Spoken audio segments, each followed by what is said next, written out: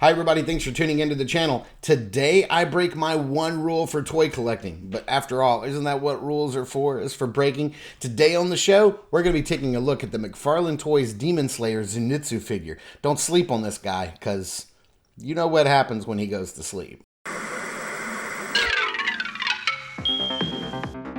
If Saturday morning cartoons fueled your imagination as a kid and powers your action figure collecting now as an adult, then you're in the right place. Thanks for stopping by, and welcome to Saturday Morning Toy Collector. And if you like my content, please consider subscribing.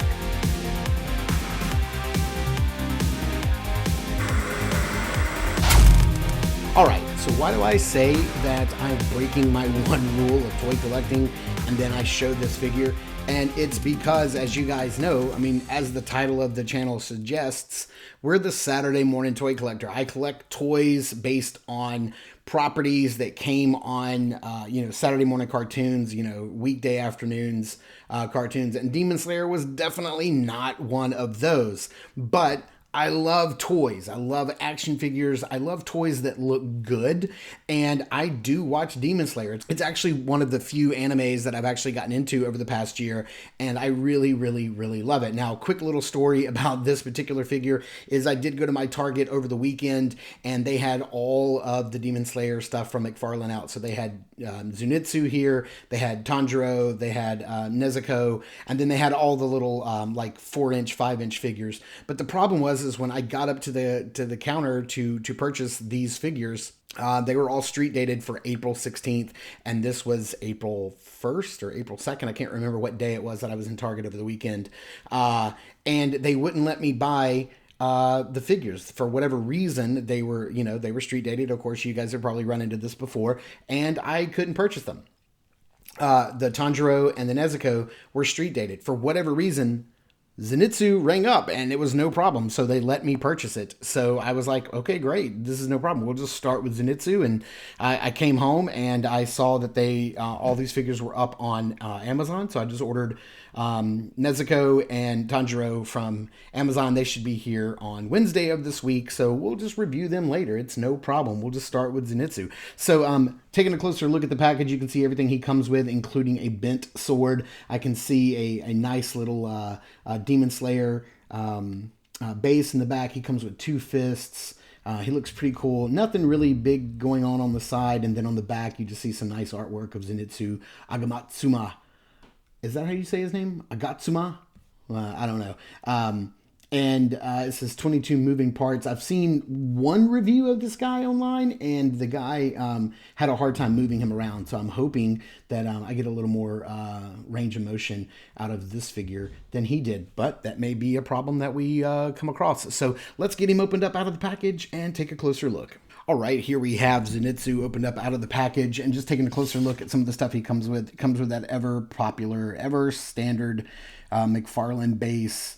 Just has the Demon Slayer logo and then one little foot peg. He does come with 2 fists, so you can swap out the hands there. And he does come with his special sword. You can see some effects on the sword itself. Nice paint apps on the handle. The one thing I don't like is this right here. I mean, it is just... may as well be rope, this could be string. I don't know why it is so particularly flimsy. I don't know why it's so pliable. Maybe it's a safety hazard, but you can just see how mushy, as my 4-year-old daughter says, how mushy this is. But you can straighten it out pretty good just by hand without having heat it up and then set it in cold water or whatever. It's just going to bend again. It's just the type of plastic that it is. Now, I'm happy to report, after playing around with this guy for a few minutes between filming, mine has no issues with articulation. Like I said, the one video that I saw online, the guy had a really hard time posing this figure. But I've only looked around and only found one particular video review of this guy, because they're just now shipping to stores. So just looking right there underneath his hair, I do have a little bit of paint sploosh right there on his head. but it's like right there, and then maybe that's on purpose. Yeah, that looks like it's done on purpose to make it look like he has some hair layering happening and going on. But you can see his eyes are nicely painted. They even have that very special kind of like, if I can zoom in here a little bit, that little bit of yellow glow that they have in the cartoon, in the anime. It just looks good. Nice sculpt on the head. I really, really dig it. The hair looks nice. His kimono looks really cool. You can see his Demon Slayer robes underneath. This part of the robe is very soft and very pliable and does get out of the way of movement, which we're going to go over. You can see his very baggy pants, and then I don't know what this is, leg wraps. I don't know what those are called officially, but they look really good, and he does have some toe articulation. So let's go over articulation on this guy real quick, because I know we don't do a lot of, McFarlane toys, every one of them that comes out is articulated differently. So he kind of goes with whatever fits the sculpt. So the head can tilt side to side. It can look up. It can look down. You got a really good range of motion on this head. I'm really super happy with the amount of articulation on this particular head sculpt. The arms can go out in a nice T-pose, can spin all the way around. Now he does have this big clunky joint here and here on the legs, but it does work. So you can get just about 90 right there. Now he doesn't have a cuff swivel at the brown part, but he does have a ball peg and hinge and swivel at the wrist. So the wrist can go up and down, which is great for sword handing motions, the sword wielding motions. You definitely want to be able to get that arm to tilt, the hand to tilt up and down, which is great. And hopefully that cuff won't get in the way. You maybe have to tilt the hand a little bit like that. But anytime you have somebody with large cuffs, it's going to be a bit of a bear to get the hand to hold and look natural when it's holding a sword with large cuffs. Same thing on this side. The articulation is great. You do have to kind of like, it's a pretty strong ratchet joint in there, but you can hear it. It looks really nice and works well. He has 2 points of articulation here and here at the chest, so he can get a really nice range of motion bending forward and bending back, and which I think you're going to be able to get this for a McFarlane figure for only 22 points of articulation. For this not to be a Figma, for this not to be an SH Figure Arts, you are going to get a decent range of motion with this guy. So you can turn his waist all the way around. Got that big, look at that. Get that whole back porch swing. Like I said, you can lean him back that far. You can crunch forward that far. The legs are very hindered by these pants, but I love the way that they've done this. We've seen Hasbro do this with like the Boba Fett, the baggy pants on like Boba Fett, where they hide the articulation back behind the bagginess. But the legs can go forward because this little diaper piece is very soft and pliable, even more so than this, so you can really get it out of the way. So the leg can go forward that far. You can rotate the leg back that far, and with the flexible kimono, it can go all the way back that way. The legs right here, I'm happy to say, do go all the way back, and you do get a 90-degree, which is great, and it's hidden, and it looks great. I love that.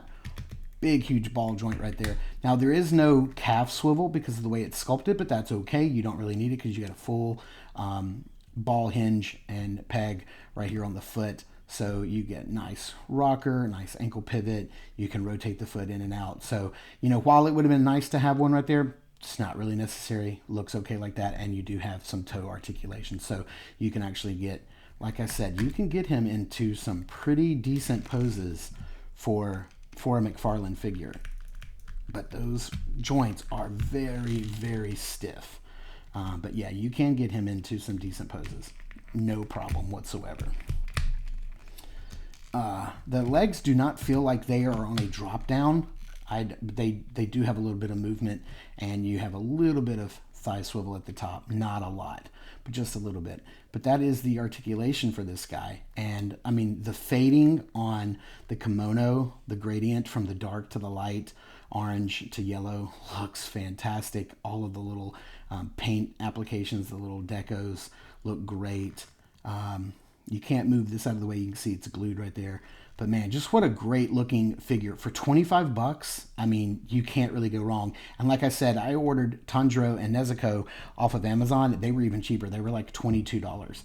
You can get these on McFarlane's own toy store. They're $24.99, but again, you're going to be paying shipping, and they hit you up, and they end up being a little over 30 bucks if you get all three of them with tax and shipping from there. Also from McFarlane store. Also, they're up for like $25.99, I think, on BigBadToyStore.com. So pick your poison, pick your favorite retailer.